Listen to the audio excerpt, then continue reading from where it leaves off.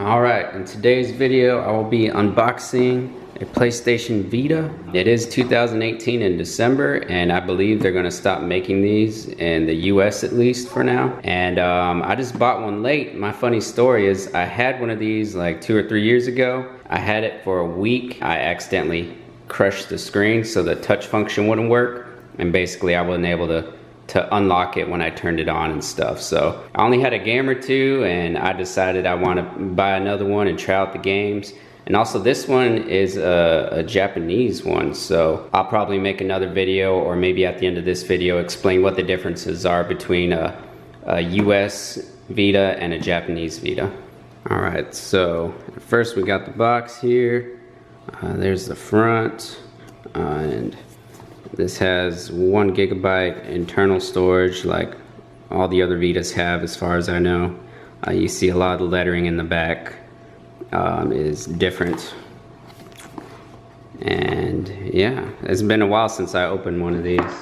But the last one I got was actually the Borderlands pack, Borderlands 2. So we got a menu here. Welcome to PlayStation. Kind of let you see that a bit.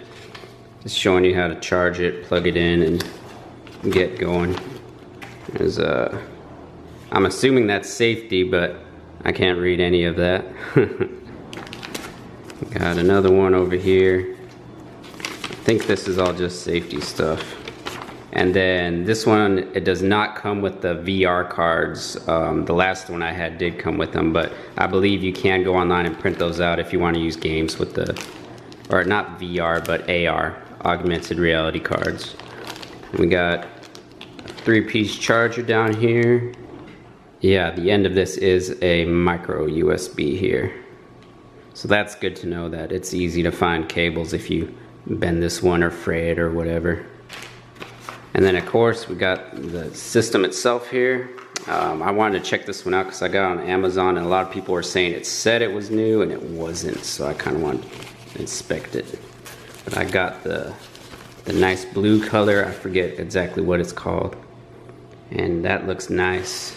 I've seen it online in a few different videos, but it's matte blue right here, and it does look just a little bit better in person than it does through the camera. So there it is. I mean, this guy looks new to me. But anyway, there's the front, and then there's the back. And I'd say, looking at the camera and looking in person, on the camera these two colors look pretty similar. In person, this is like a very punchy blue, and this is just teal, kind of like the front here. Got your top there. Alright, let me flip it over for you.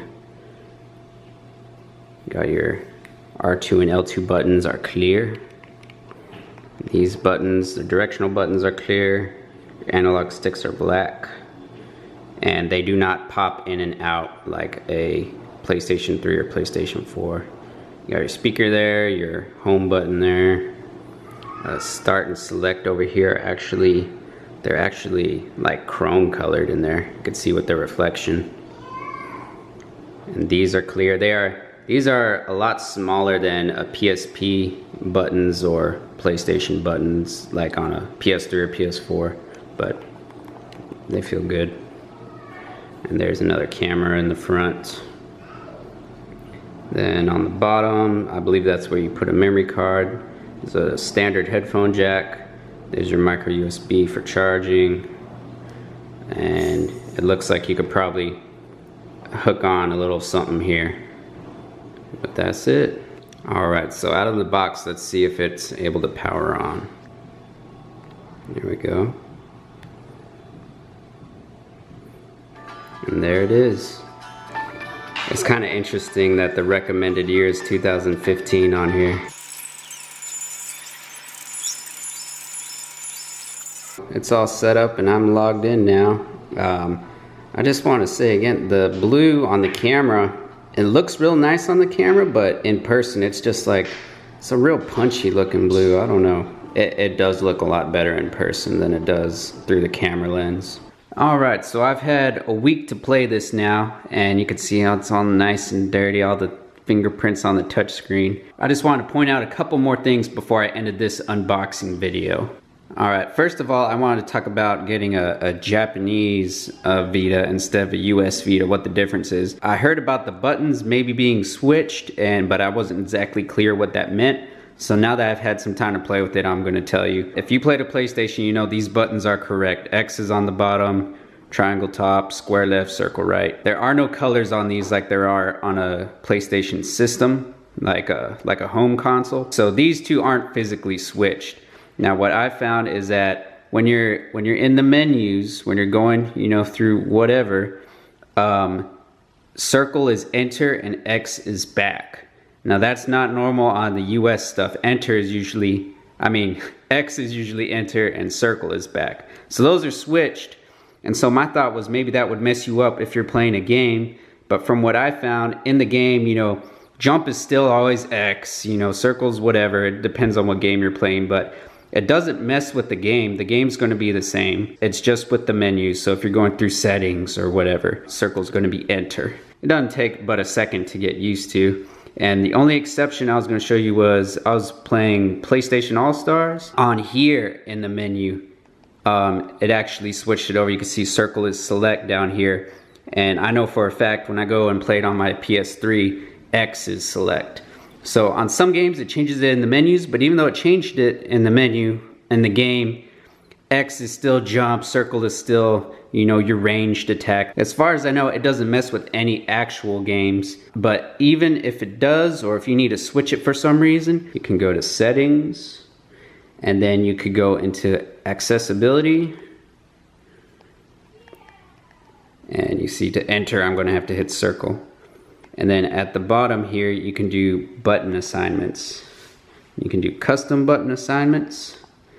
And then here, you could actually swap whatever button you want.